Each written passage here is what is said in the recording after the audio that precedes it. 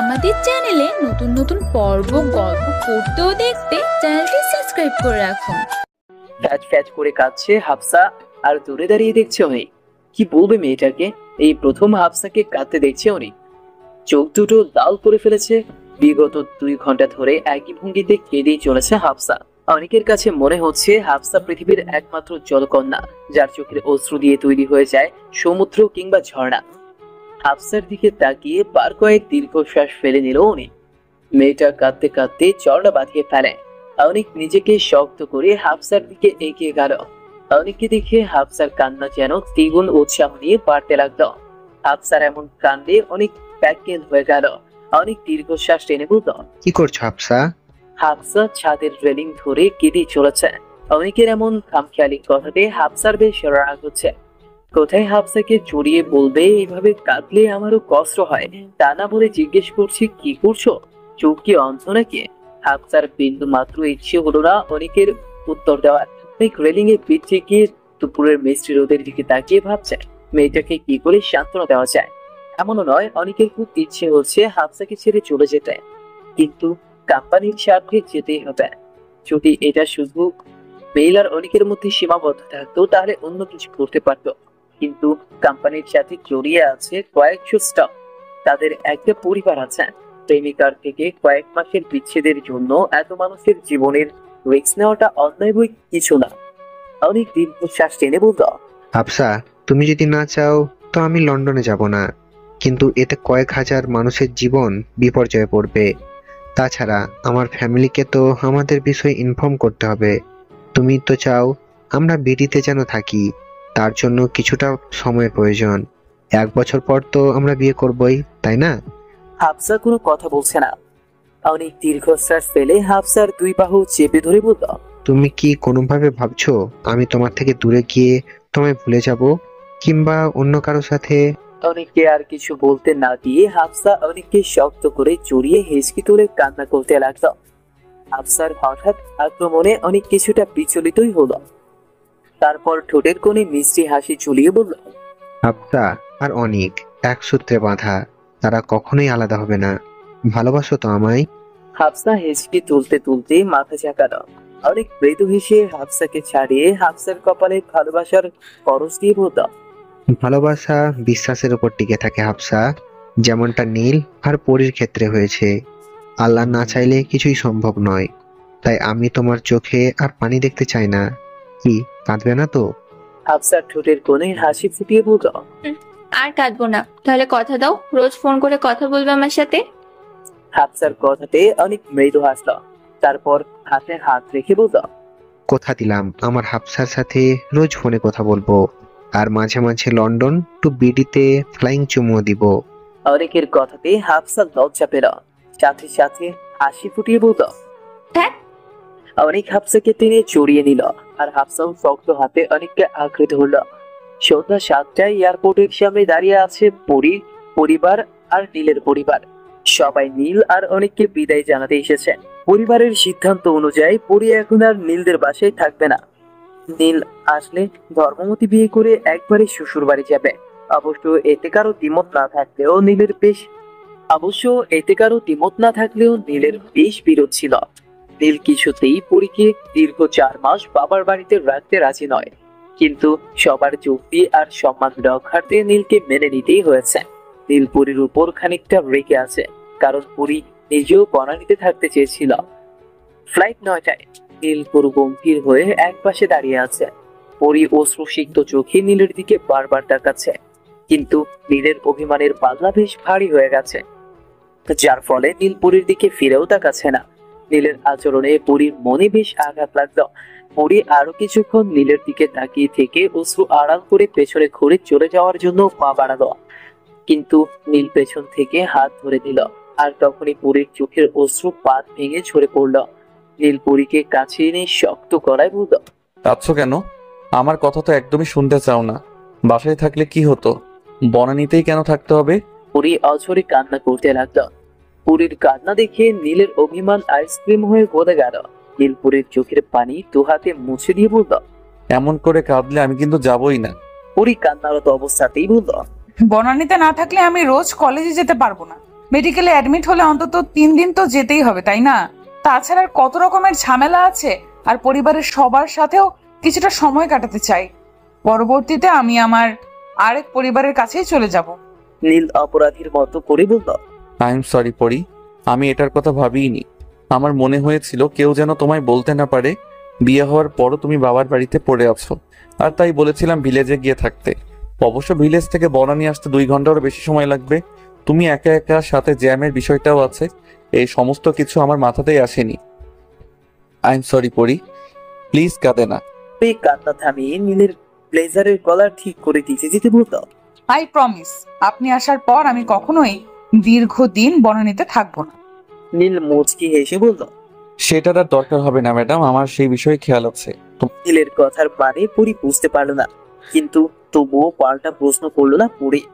পরি মুচকি হেসে বলল। সাবধানে যাবেন, আর হ্যাঁ, পৌঁছে আমায় কল করে জানাবেন। নীল মিষ্টি হাসি দিয়ে বলল। আমাকে ছেড়ে যেতে ইচ্ছে হচ্ছে না পরি। যদি এতগুলো মানুষের জীবনের কথা না হতো তাহলে আমি কিছুতেই যেতাম না। পরি নীলকে জড়িয়ে বলল। এমনটা বলতে নেই, আমাদের এই সূক্ষ্ম বিচ্ছেদের জন্য আমরা অন্য কারো জীবনকে বিপর্যয়ে ফেলতে পারি না। নীল পরীকে আষ্টে পৃষ্ঠে জড়িয়ে ধরল। পরীর থুতনি উঁচু করে আলতো ভাবে পরীর ঠোঁটে ঠোঁট ফিরিয়ে দিল। নীল মুচকে হেসে বলল। নিজের খেয়াল রেখো পরি, আমি আমার কলিজাকে রেখে যাচ্ছি, যত্ন করে রাখবে কিন্তু। নীলের যাওয়ার কথা ভাবতেই পরীর মুখ বিষাদে ছেয়ে গেল, কিন্তু বিষাদকে ছাপিয়ে নীলকে আরো শক্ত হাতে জড়িয়ে নীলের বুকে মাথা রেখে বলল। আপনার আমানত সবসময় রক্ষিত থাকবে নীল, আমি সম্পূর্ণ খেয়াল রাখবো। নীল মুচকি হেসে বলল। পরি আজও কি বলবে না তুমি? পরীর চোখ কিছু বন্ধ করে নিল। সামান্য 3 শব্দ বাক্য উচ্চারণ করতে গিয়ে পরীর শরীর কাঁপছে। নীল অধীর আগ্রহে অপেক্ষা করছে পরীর মুখ থেকে সেই শব্দ শোনার জন্য। পরি নীলের ব্লেজার খুঁজে ধরে বলল। আমি আপনাকে ভালোবাসি নীল, আই লাভ ইউ নীল, জীবনের শেষ নিঃশ্বাস অবধি আপনার সাথে কাটাতে চাই আমি। নীলের কানে পরীর বলা সেই দুর্বেদ্য শব্দ বারবার বেঁচে চলছে। পরীকে বুকের সাথে মিশিয়ে নিল নীল, তারপর মৃদু স্বরে বলল। আমার জীবনের অংশ বিশেষ তুমি, তোমায় ছেড়ে বেঁচে থাকাটা অতি ভয়ঙ্কর পরি। আমিও খুব ভালোবাসি তোমায়, খুব ভালোবাসি। দুজনে একে অপরকে বেশ কিছুক্ষণ আষ্টে পৃষ্ঠে জড়িয়ে ধরে থাকলো। এক মেয়েলি কণ্ঠ ভেসে আসতেই পরি আর নীল নিজেদের ছাড়িয়ে দিল। দুজনের মুখে মৃদু হাসি, কিন্তু অন্তরে তপ্ত ব্যথা। দুজনে একে অপরকে হাসি মুখে বিদায় জানালো। প্রকৃতি সাক্ষী হলো দুটির হৃদয়ের সূক্ষ্ম বিচ্ছেদের। আবার দেখা হবে নতুন এক ঘরে, সঙ্গী হবে ত্রিভুবন। অন্তরে রবে প্রশান্তি, মুখে রবে বিশ্বজয়ের হাসি। এই সূক্ষ্ম বিচ্ছেদ কখনোই স্থায়ী হবে না। শারীরিক অবস্থানের বিচ্ছেদ হলেও দুটো মনের বিচ্ছেদ কখনোই হবে না।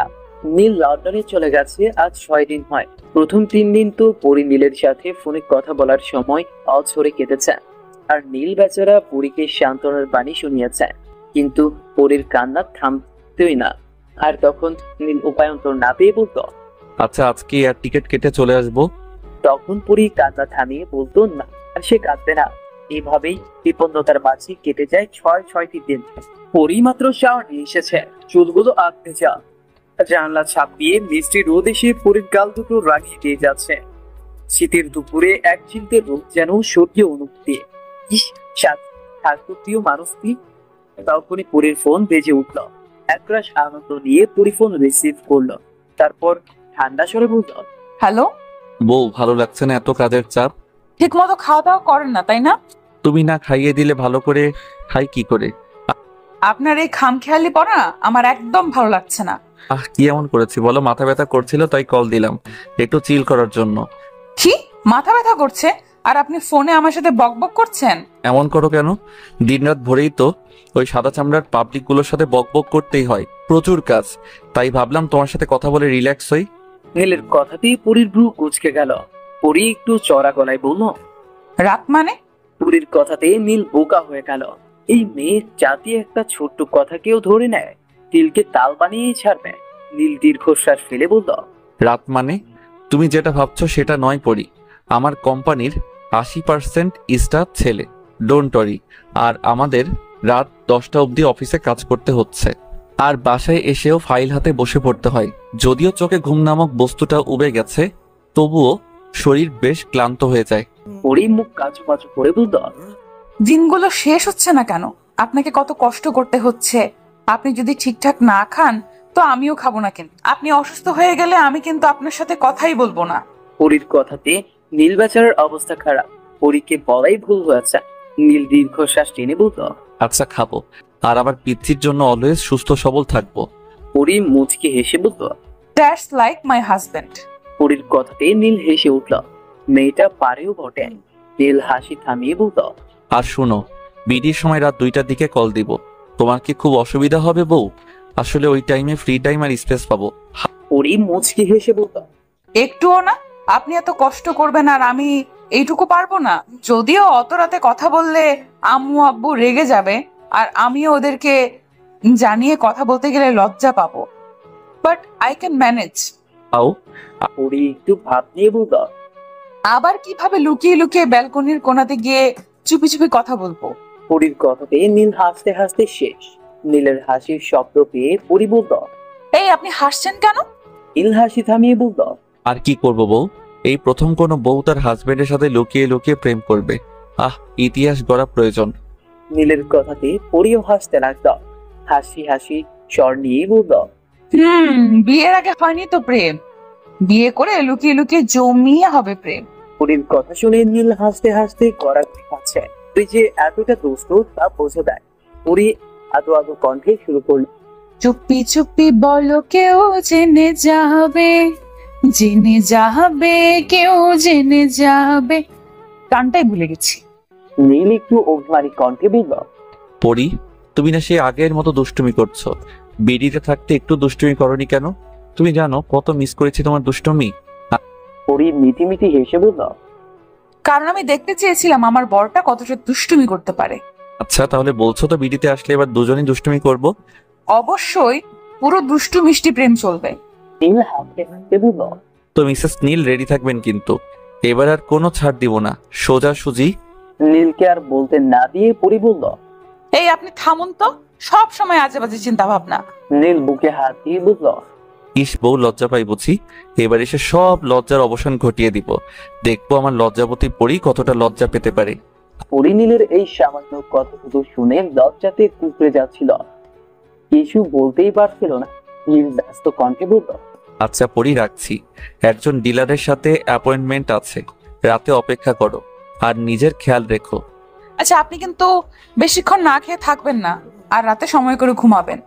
আচ্ছা আচ্ছা, বউয়ের যেমন ইচ্ছা। এখন রাখছি, আল্লাহ হাফেজ। পরী মুচকি হেসে বলল। আচ্ছা আল্লাহ হাফেজ। ফোন রেখেই পরী বেডের উপর হয়ে শুয়ে পড়ল। নীলের সাথে কথা বললে ভেতরটা অদ্ভুত প্রশান্তি অনুভব হয়। এখন শুধু নীলের ফিরে আসার অপেক্ষা। পরী নীলের জন্য 1000 বছর ও দিন গুনতে পারবে, কিন্তু সেই দিন শেষে নীল তার কাছে আসলেই হবে। বড্ড বেশি ভালোবাসে। সন্ধ্যা 6টার দিকে বাসার কলিং বেল বাজতেই আমান গিয়ে দরজা খুলে দিল। রোজিরা বেগম আর হানিফ আহমেদকে দেখে আমান সালাম জানালো। মিসেস রাহেলা সন্ধ্যার নাস্তা তৈরি করছিলেন। কলিং বেলের আওয়াজে তিনি গ্যাস অফ করে মেইন ডোরের কাছে আসলেন। নীলের পরিবারের সবাইকে দেখে ওনার মুখে এক চিলতে হাসি ফুটে উঠল। সবার সাথে কুশল বিনিময় করে মেহমানদের জন্য নাস্তা আনতে গেলেন। পরী ছাদে কাপড় আনতে গিয়েছিল। এক গাদা কাপড় হাতে বাসায় ফিরে সবাইকে দেখে বেশ অবাকই হলো। সবার সাথে কুশল বিনিময় করে রোজিনা বেগমের পাশে গিয়ে বসলো। রোজিনা বেগম মিষ্টি হেসে পরীর মাথাতে হাত বুলিয়ে বললেন, কেমন আছিস মা? আলহামদুলিল্লাহ আম্মু, আমি ভালো আছি। তোমরা সবাই কেমন আছো? হানিফ আহমেদ মুখ গোমরা করে বলল, বাড়ির মেয়ে বাসায় না থাকলে কি করে ভালো থাকি বলতো? পরী মিষ্টি হেসে বলল, আব্বু আমি তো আপনাদের সাথেই আছি, আর এখানে তো কয়েকটা দিন। আপনি কিন্তু ওষুধপত্র ঠিক মতো খাবেন, আপনার প্রেশার অলওয়েজ হাই থাকে। জানি রে মা, আমার ডাক্তার মেয়ে 10 দিনে আমাকে সোজা বানিয়ে দিয়েছে। এখন আর কোনো ভুল হয় না। অবশ্যই ঠিক হতেই হবে, দেখতে হবে না কার বউ। এই কথা বলেই পরী জিভে কামড় দিল। নাস্তা আনার বাহানায় দ্রুত গতিতে কিচেনে চলে গেল। তা দেখে সবাই অর্থ হাসিতে পেতে পড়ল। হাফসা বিরক্ত হয়ে যাচ্ছে, সে কখন থেকে অনেকের সাথে কথা বলছে, কিন্তু অনেক ছাড়ছেই না। এখনই নাকি অনেকের ফ্রি টাইম। হাফসা তো ভেবেছিল অনেক বুঝি লন্ডনে গিয়ে হাফসাকে ভুলেই যাবে, কিন্তু এই ছেলে তো মহা ঝামেলা দিচ্ছে। এতক্ষণ ধরে কথা বলছে, সবাই কি ভাববে, একেবারে বিশ্রী বিষয়। পরি আর মিসেস রাহেলা সবাইকে নাস্তা দিল। মিসেস রাহেলা সোফাতে বসে বললেন, আপা হাফসাকে তো নিয়ে আসতে পারতেন, মেয়েটা কয়েকদিন এখানে থেকে যেত। আর রোজিনা বেগম হালকা হেসে বললেন, এসেছে তো, ফোনে কথা বলছিল তাই বাহিরেই আছে। পরি চোখ মুখ ছোট ছোট করে বলল, হাফসা কার সাথে এত কথা বলে আম্মু? প্রায় ঘন্টা তো হয়েই গেল, নিশ্চয়ই দিওয়ানার সাথে। পরির কথা শেষ হতে না হতে কলিং বেল বেজে উঠল। পরি মিষ্টি হেসে বলল, এসে পড়েছে, আমি দেখছি। চোর খুলতেই হাফসা মেয়েকে হাতে দিয়ে বলল, কেমন আছিস? পরি হাফসাকে আগে ঘুরা পর করে দেখে নিল। পরির চোখ নাচিয়ে বলল, কি ব্যাপার, তুই কোথায় ছিলি? হাফসা পরীকে ঠেলে ভেতরে আস্তে আস্তে বলল, চুপ কর, ঘেমে যাচ্ছি আমি। কোথায় একটু আদর যত্ন করবি তা না করে প্রশ্ন করে যাচ্ছিস। পরি চোখ দিয়ে চোখ মুখ কুচকে বলল, কি, এই ঠান্ডার মধ্যে তোর ঘাম হচ্ছে? পাগল টাগল হলিস নাকি? হাফসা মেয়েকে হাসি দিয়ে বলল। চেপে যা, সবাই দেখছে। পরি বিষয়টা বুঝতে পেরে আর কিছু বলল না। সবাই মিলে সন্ধ্যার নাস্তা সেরে নিল। রোজিনা বেগম আর হানিফ আহমেদ সবার জন্য এক কাতার জামা কাপড় আরো এটা সেটা এনেছেন। পরি তো বেশ অবাক হয়ে তাকিয়ে আছে। পরি মুখ কুম্বা করে বলল, আম্মু এত সব কেন, কিসের জন্য? রোজিনা বেগম মৃদু হেসে বললেন, বারে, আমার মেয়েটা এতদিন এখানে থাকবে, আর প্রয়োজনীয় জিনিসপত্র লাগবে না নাকি? মিসেস রাহেলা সোফাতে বসে বললেন, আপা তাই বলে এত সব? কি যে বলি আপা, নীল জোর করে পাঠালো, জানেনই তো পরীকে এখানে রাখতে চায়নি, তাই এসব পাঠালো। সবাই মিলে আর কিছুক্ষণ গল্প করলাম। ঈশার নামাজ শেষ হওয়ার পরে আফজাল হোসেন বাসায় ফিরলেন। সবার সাথে কুশল বিনিময় করে সবাই একসাথে ডিনার শেষ করে নিল। অনেক জোর করে সবাইকে রাজি করালো আজকে রাত্রে ওনাদের থেকে যেতে হবে। আর হাফসার অ্যাডমিট লিস্ট আসা অবধি হাফসা এখানেই থাকবে। কালকে ড্রাইভার দিয়ে হাফসার জামা কাপড় পাঠিয়ে দেওয়া হবে।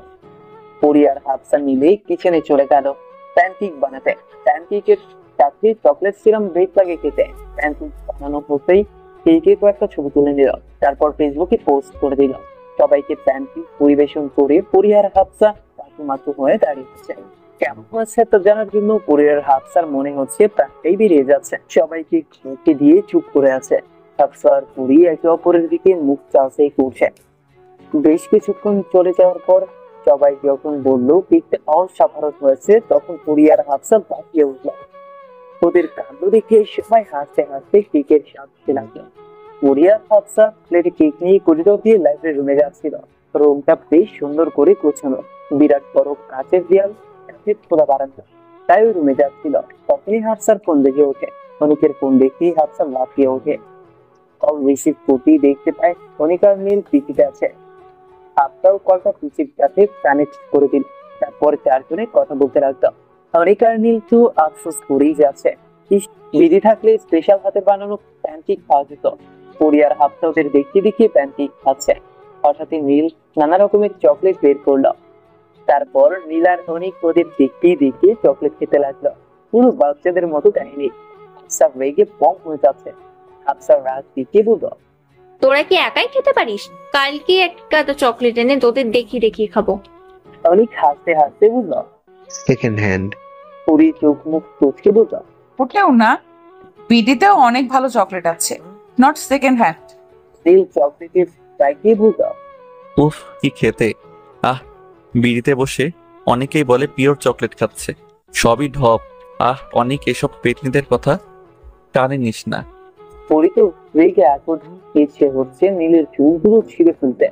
পরি নীলের দিকে রক্তবর্ণ চোখে তাকিয়ে অফ করে পিছিয়ে অফ করে দেয়। নীল বেচারা প্যাকেট হয়েছে। অনিকার নীল দুজনেরই কপালে শুনিয়ে আছে। ভাবছি দুজন প্রশ্ন ঢুক দিলে নিল। 10 বার কল দেওয়ার পরেও পরি ফোন ধরল। বিষয়টা এতক্ষণ নীল হাসির ফলে নিলেও এখন ওর খুব ভয় হচ্ছে। তুই ঠিক আছে তো? নীল ঘড়িতে টাইম দেখে নিল। এখন বাংলাদেশ সময় রাত 2টা। এই সময় কাউকে কল করাটাও লজ্জাজনক। কল করে কি বলবে? এত রাতে বউয়ের সাথে কথা বলবে আর বউ ফোন করছে না। নীল চিন্তাতে পড়ে গেল। কয়েকবার ফোন দেওয়ার পরেও পরি ফোন রিসিভ করেনি। নীলের মাথা ধরে গেছে। সারাদিনের কাজের চাপ, তার উপর পরির কল রিসিভ না করা। মাথা দুহাত দিয়ে চেপে রকিং ছেড়ে বসে আছেন নীল। মন অশান্ত হয়ে যাচ্ছে। শীতের মাঝেও শরীর অস্বাভাবিক ভাবে ঘুরছে। নীল কাপা হাতে নাম্বার ডায়াল করে আবার পরীকে কল দিল। বেশ কিছুক্ষণ কল করার পরেও পরী কল ধরলো না। নীলের বুকের ভেতর চিনচিন ব্যথা করে উঠল। ফোন রেখে ব্যালকনি থেকে ঘুরে আসলো, তবু মন শান্ত হচ্ছে না। নীল আবার কল লাগালো। কয়েক রিং হতেই পরী ফোন রিসিভ করলো। পরীর চাপা কণ্ঠ দুটো। হ্যালো। পরীর গলার স্বর শুনতেই নীলের মন স্বস্তি পেল, কিন্তু পরীর উপর প্রচন্ড রাগ উঠে গেল। নীল চেঁচিয়ে বলল, হোয়াট রাবিশ! কি মনে করেছো কি আমায় মেরে ফেলবে? কল রিসিভ করছিলে না দেখে আমি পাগল হয়ে যাচ্ছিলাম। সারা দিন কাজ করার পর আরেক টেনশন নিতে গিয়ে মাথা ধরে গেছে। স্বস্তি পেয়েছো না? শান্তি হয়েছে? আমার করা ভুলের শাস্তি এখন এভাবে দিচ্ছ? মানছি আমি ভুল করেছিলাম, কিন্তু সেটার পেছনে তো কারণ ছিল, তাই না? কাকে কি বলছি? তোমাকে বলাটাই তো ভুল। ফাইন, তুমি থাকো, আমি আর কল করব না। এক ভুলের শাস্তি সারা জীবন পোহাতে হবে যখন, তখন এখন থেকে শাস্তি নিয়ে নিচ্ছি। আই হোপ এখন তোমার শান্তি লাগবে। বাই। এক নিমিষে এইটুকু কথা বলেই নীল কলটা কেটে দিল। বেডের উপর ছুঁড়ে ফেলে পাত্তায় গিয়ে সিগারেট ধরাল। নিকোটিনের ধোঁয়া উড়াতে লাগলো। লন্ডনে এখন বিকেল, মাত্র চারপাশে আলো থাকলেও নীলের ভিতর ঘরটা অন্ধকারে ছেয়ে গেছে। পরী থম মেরে বসে আছে, চোখ দিয়ে অনর্গল পানি ঝরছে। পরী এক হাতে চোখের পানি মুছছে, তো ঘামছে পানি গড়িয়ে পড়ছে। কাঁদতে কাঁদতে এক প্রকার হিচকি উঠে গেছে। নীলকে অনর্গল ফোন করে যাচ্ছে, নীল রিসিভ করছে না। ৪৮ বার ফোন করার পরেও নীল ফোন ধরছে না। নিজের প্রতি খুব রাগ হচ্ছে পরীর। কেন নীলের ফোনের অপেক্ষা করেনি সে? পরীর দম বন্ধ হয়ে আসছে, তো বউ পরী ফোন করেই যাচ্ছে। অবশেষে ১০০ নাম্বার কল নীল রিসিভ করেছে। নীল রিসিভ করতেই পরী এক হাতে নিজের মুখ চেপে ধরল, কিন্তু পরী নিজেকে সামলাতে পারছে না। নীল বেশ কিছুক্ষণ অপেক্ষা করার পর দীর্ঘশ্বাস টেনে বলল, পরী কথা বলতে পারছে না, থেমে থেমে হেঁচকি উঠে যাচ্ছে। নীল বেশ কিছুক্ষণ চুপ করে রইল। তারপর পরীর নিঃশ্বাসের ভারী শব্দ শুনতে পেয়ে নীল হতচকিত। নীল উদ্বিগ্ন কণ্ঠে বলল, কিছু বলার থাকলে ফার্স্ট বলো। এই পড়ি, কথা বলছো না কেন? আই এম সরি ইয়ার, আসলে আমি চিন্তায় বেশি বলে ফেলেছি। ফরগিভ মি পড়ি। পরী অনেক চেষ্টা করেও কথা বের করতে পারছে না। নীল ব্যস্ত হয়ে পড়ল। নীলের মন বিষাক্ততায় ছেয়ে যাচ্ছে। নীলের ইচ্ছে করছে নিজের চুল নিজেই ছিঁড়তে। কি করে পারলো মেয়েটাকে এতটা কষ্ট দিতে? নীলের বোঝা উচিত ছিল। ১ ঘন্টা কেটে যাওয়ার পরেও পরী নিজেকে সামলাতে পারছে না। কোনো মতে বলল, আই এম সরি নীল। নীল ব্যস্ত কণ্ঠে বলল, আই এম সরি পড়ি, নিজেকে সামলাও প্লিজ। এইভাবে কাঁদলে অসুস্থ হয়ে যাবে। হিচকি উঠে ফেলছো, এইটুকুর জন্য কেউ এমন করে? প্লিজ পড়ি, আমার খুব কষ্ট হচ্ছে। আমি তোমার জন্য কিচ্ছু করতে পারছি না, কিচ্ছু না। রাগের বশে তোমাকে উল্টো পাল্টা বলে ফেলেছি। প্লিজ পড়ি, শান্ত হও। আরো ৮ ঘন্টা চেষ্টার পর পরী শান্ত হয়েছে। নীল দীর্ঘশ্বাস টেনে বলল, আমি বুঝে উঠতে পারিনি পড়ি, রাগ করেছো আমার উপর? স্থির কণ্ঠে বলল, না, আমারই ভুল ছিল, আমি আপনাকে চিন্তায় ফেলে দিয়েছিলাম। নীল হেসে বলল, এমন না পড়ি, আমি বেশি রিয়াক্ট করেছি। আচ্ছা, তুই সত্যিই রাগ করনি? পরী ধীর কণ্ঠে বলল। না। অবাক হয়ে বলল, তাহলে একটা হামি দাও। সি। নীল হাসতে হাসতে বলল, এইবার ঠিক আছে। আমার বউ এতক্ষণ অভিমান করেছিল। পরী থতমত খেয়ে গেল। নীল বুঝলো কি করে? দীর্ঘশ্বাস টেনে বলল, মাঝে মাঝে আমি এইভাবে ডেসপারেট হয়ে যেতে পারি পড়ি। প্লিজ অভিমান রেখো না। অভিমানের পাল্লা ভারী হয়ে গেলে সম্পর্কও শেষ হয়ে যায়। ট্রাস্ট মি, আমি তোমাকে হারাতে চাই না। একটু মানিয়ে নিবে তো আমায়? আই প্রমিস, যতটুকু কষ্ট দিয়ে ফেলবো তার থেকে বেশি ভালোবেসে পুষিয়ে দিব। আমাকে আগলে রাখবে তো পড়ি? কখনো ছেড়ে যাবে না তো? আমি শেষ হয়ে যাব। পরীর চোখ দুটো পানিতে টুইটুম্বর হয়ে গেছে। নীল তখন ওভার রিয়েক্ট করেছিল ঠিকই, কিন্তু ভুল তো পরীরও ছিল। পরী ইচ্ছে করে ফোন ধরেনি, ফোন রেখে ব্যালকনিতে চলে গিয়েছিল। নীলের কথাতে পরীর ধ্যান ভঙ্গ। নীলের কণ্ঠের দারুণ অপরাধ বোধ। মনে হচ্ছে এখনই বুঝি নীলের প্রাণটা বেরিয়ে যায়। পরী ধীর কণ্ঠে বলল, নীল, এই নীল, আমি আপনাকে ভালোবাসি, খুব ভালোবাসি। আপনাকে অন্তরে মিশিয়ে নিলেও কি শান্তি মিলবে আমার? আমি আপনার বুকে মাথা রেখে সারা জীবন কাটাতে চাই। আমরা কখনোই একে অপরকে ছাড়বো না। নীল আর পরি একই নিঃশ্বাসে বাধা হয়ে থাকবে চিরকাল। নীল মুচকি হাসলো। দুজনের মাঝে এই নীরবতা ছেয়ে গেল। ফোন করে একে অপরের নিঃশ্বাসের শব্দ শুনে চলেছে। হঠাৎই নীল বলল, এই পড়ি, আমার না তোমাকে জড়িয়ে ধরতে ইচ্ছে করছে। নীলের হঠাৎ এমন কথাতে পুরি বোকা হয়ে গেল। নীল আবার বলল, তুমি কাছে থাকলে তোমায় জড়িয়ে ধরে বুকের সাথে মিশিয়ে নিতাম, অনেকগুলো চুমু খেতাম, একদম আত্মার সাথে মিশিয়ে নিতাম। যা তা করে ফেললাম। চলে আসো না প্লিজ, আমি তোমাকে ভালোবাসতে চাই পড়ি। নীলের এমন বাচ্চাদের মতো আবদার আর টিনেজের মতো খামখেয়ালি কথাবার্তায় পুরি নিজেই আত্মহারা হয়ে পড়ছিল। লজ্জাতে একদম মিয়ে যাচ্ছিল। এই সময় যদি নীল পাশে থাকতো, নির্ঘাত পুরি প্যান হারতো। নীল আদো আদো কণ্ঠে বলল, পড়ি, তুমি শুনছো তো? পুরি মৃদু সুরে বলল, আপনি চুপ করুন প্লিজ। আমি শেষ হয়ে যাব। আপনার লাগাম ছাড়া কথাবার্তা আমায় ব্যগ্র করে দিচ্ছে। নীল মুচকি হেসে বুকের বাঁ পাশে হাত রেখে বলল, শেষ হয়ে যাচ্ছি, আমিও একদম শেষ হয়ে যাচ্ছি। যা তা অবস্থা। মুচকি হেসে বলল। দুটো থাপ্পড় পড়লেই ঠিক হয়ে যাবেন। এইসব পাগলামি কথাবার্তা ছাড়ুন। নীল চোখ মুখ কুচকে বলল, বিয়ে করেছি বউকে ছাড়ার জন্য নাকি? এখন আমি অশ্লীল হব, ভয়ানক অশ্লীল। আর মিসেস নীল হওয়ার জন্য তোমাকে সব শুনতে হবে, সহ্য করতে হবে। ভয়ানক ভয়ানক কথাবার্তা আর অবাধ্য সব ছোঁয়া। নীলের কথাতে পরিবেশ লজ্জা পাচ্ছে। নীল পুরো পুরিটিকে ওকে। নীল ধীর কণ্ঠে বলল, শুনবে তো পড়ি? পুরি মুচকি হেসে বলল, আমার বয়ে গেছে শুনতে। ডেভিল কণ্ঠে বলল, কাছে থাকলে বুঝতে। কোনো ছাড়াছাড়ি নেই। অশ্লীল কাকে বলে দেখিয়ে দিতাম। নীলকে থামিয়ে পুরি বলল, অশ্লীল আপনি, পুরো বাজে। কি সব বলছেন? ছি। নীল হাসতে হাসতে বলল, আচ্ছা থাক, বিটিতে ফিরেই বিশ্বসেরা অশ্লীল হব। এখন এই অশান্ত মনকে শান্ত করো প্লিজ। কিভাবে? একটা চুমু দাও, তাহলেই তো হয়। একটা গভীর চুমু দাও, একদম ঠোঁটে ঠোঁট লাগিয়ে। কি সব বলেন? নীল হাসতে হাসতে বলল, একটা চুমু দাও তো। পারবো না। আচ্ছা, আমি কিন্তু দ্বিগুণ শোধ নিব এর। দেখা যাবে। আচ্ছা, একটা গান তো শোনাও প্লিজ। প্লিজ পড়ি। পুরি মৃদু হেসে বলল, আচ্ছা শোনাচ্ছি। মেলেছ চোখ, উড়েছে ধুলো, দূরের পলক তোমাকে ছুলো, তবুও আজই আমি রাজি। চাপা ঠোঁটে কথা ফোটে, শোনো, আমাকে রাখো চোখের কিনারে, গোপন মিনারে। ও जो किया वो निभाना पड़ेगा, रोके ज़माना चाहे रोके खुदाई, तुमको आना पड़ेगा।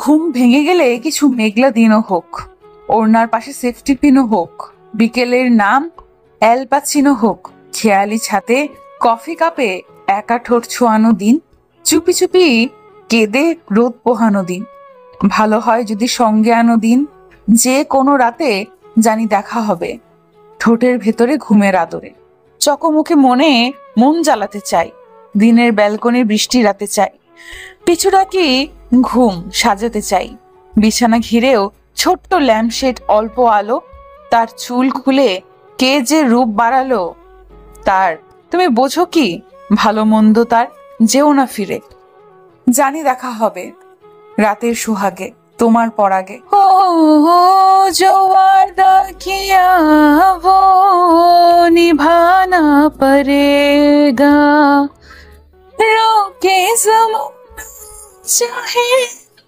रोके खुदाई, तुमको মেলেছ চোখ, উড়েছে ধুলো, দূরের পলক তোমাকে ছুলো, তবুও আজই আমি রাজি। চাপা ঠোঁটে কথা ফোটে, শোনো, আমাকে রাখো চোখের কিনারে, গোপন মিনারে। গান শেষ হতেই নীল দুষ্ট হেসে বলল, বাহ পড়ি, মানো আর না মানো, তোমারও রোম্যান্স করতে ইচ্ছে হচ্ছে। কেউ না। হুম, তাহলে এই গানটাই কেন গাইলে? পুরি সামান্য তুতলিয়ে বলল, ভালো লাগে তাই। আচ্ছা, কি যেন গাইছিলে? ঠোঁটে ঠোঁট ছুঁয়ে, ভালো লাগে এটা রাতের সোহাগে, তোমার পরাগে এটাও ভালো লাগে, তবু আজই আমি রাজি। পিছু ডাকি, ঘুম সাজাতে চাই বিছানা ঘিরে। পরি সমস্তটাই তো গিয়েছ, এখন অস্বীকার করে লাভ হবে না। আমি বুঝে গেছি। কি বুঝেছেন? এই যে আমার ছোট্ট বউটার প্রেম জেগেছে, আর ভালোবাসা পেতেও ইচ্ছে হচ্ছে, একদম কাছাকাছি। আপনি বেশি বকছেন। আপনিও না, আপনার জন্য সব গুলিয়ে যাচ্ছে। নীল হাসতে হাসতে বলল, শুধু কি গুলিয়ে যাবে পরি, অনেক অনেক ভালোবাসাও তো হবে। কঠিনতম ভালোবাসা সহ্য করে নিতে হবে বউ। পরি লজ্জা পেয়ে বলল, হ্যাঁ, এইভাবেই রাতভর নীল আর পরি দস্যু মিষ্টি কথা চলতে থাকলো। দুজনেই ফোন হাতে কখন যে ঘুমিয়ে পড়লো কে জানে। আর মাত্র কয়েকটা ঘন্টা, তারপরেই প্রিয় মানুষটির সামনে এসে দাঁড়াবে নীল। মাত্রই ফ্লাইট ল্যান্ড করলো। নীল একাই এঁকেছে অনেক সমস্যাটা ঘুষিয়ে 10 দিনের মাথায় পরিবার সমেত বেড়িতে সেটেল হবে। অনেকের বাবা মা অনেকের একবার বলাতেই সমস্ত কিছুতে রাজি হয়ে গেছে। একমাত্র সন্তান অনেক, ছেলের খুশি সবার। নীলের মুখে বিশ্ব জয় করা হাসে। সবকিছু ঠিকঠাক ভাবেই সম্পূর্ণ হয়েছে। সবকিছু গুছিয়ে নিতে 4 মাসের জায়গায় 5.5 মাস লেগেছে। তবুও দিন শেষে যে সবকিছু ভালোই মিটেছে এটি অনেক। অবশ্য এই কয়েক মাস খুব বেশি খারাপ কাটেনি নীলের। সারাদিন কাজ নিয়ে পড়ে থাকতো, আর সময় পেলে পুরীর সাথে ফোনে কথা বলে রিল্যাক্স সময় করতো। রাত ভর আড্ডা, সব মিলিয়ে জমিয়ে প্রেম হয়েছে। এখন শুধু ধর্মমতি বিয়ে করে পুরীকে সম্পূর্ণ নিজের করে নেওয়ার পালা। নীল এয়ারপোর্টে আসতেই কয়েকজন লোক এসে নীলের ব্যাগপত্র নিয়ে নিল।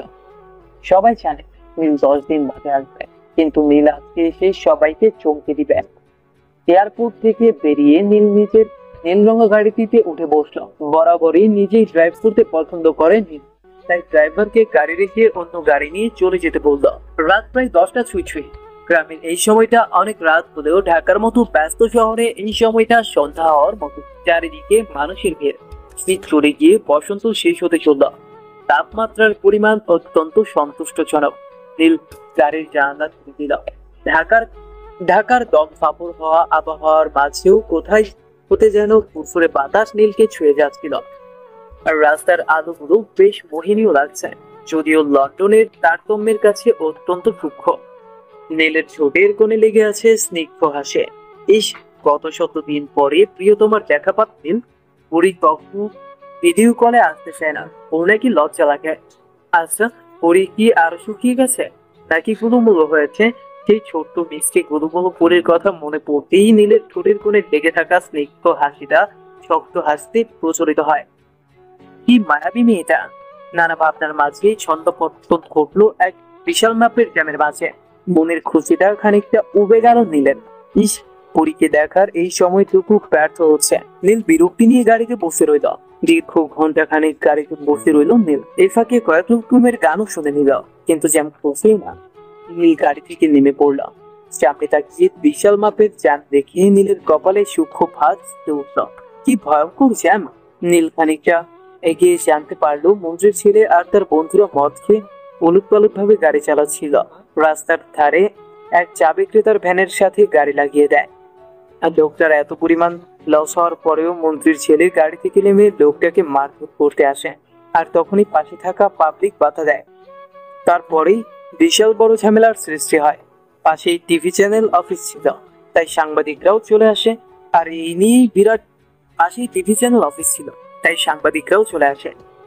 এই নিয়েই বিরাট শর্ট পেকে গেছে। গত 3 ঘন্টা ধরে নাকি এইসবই চলছে। আর রাস্তা ব্লক হয়ে আছে। নীলের ইচ্ছে করছে ওই মন্ত্রীর ছেলের মাথাটাই ফাটিয়ে দিতে। নীল দীর্ঘশ্বাস ছেড়ে জ্যাম ছাড়ার অপেক্ষা করতে লাগলো। আরো 8 ঘন্টা চলে যাওয়ার পরেও যখন জ্যাম গেল না, তখন নীল পকেট থেকে ফোন বের করে কাউকে ফোন দিল। রাগী কণ্ঠে বলল, 40 মিনিটের মধ্যে জ্যাম ফাঁকা চাই। ফোন কেটে দিয়েই গাড়িতে পিঠ থেকে লম্বা শ্বাস নিল নীল। নীলের ক্ষমতা নীল সবসময় আড়াতে রাখতে চায়, কিন্তু বারবার পরিস্থিতির শিকার হতে হয়। অবশ্য লাইফ রিস্ক থেকে নিজের ক্ষমতা আড়ালে ব্যবহার করাটাই উত্তম। নীল গাড়ি লক করে আশেপাশে ঘুরতে লাগলো। জ্যামের মাঝখান থেকে অবস্থা খারাপ হয়ে যাচ্ছিল। নীল খানিকটা আগাতেই দেখতে পেল একটা 12-13 বছর বয়সী ছেলে ফুল হাতে বসে আছে। মনে হচ্ছে সন্ধ্যার পর ফুলগুলো বিক্রি হয়নি। খুব বেশি ফুল নয়, 20 কি 25টা গোলাপ হবে, কিন্তু ফুলগুলোর রং যেমন টকটকে ঠিক তেমনই তরতাজা। ফুলগুলো দেখতেই পুরীর কথা মনে পড়ে গেল নীলের। এতক্ষণের বিরক্তিকর পরিস্থিতি কাটিয়ে নীল স্নিগ্ধ হাসি হাসল। ছেলেটার কাছে এগিয়ে যেতে ছেলেটা উঠে দাঁড়ালো। জজ সামান্য হেসে বলল, স্যার ফুল লাগবে, একদম তরতাজা।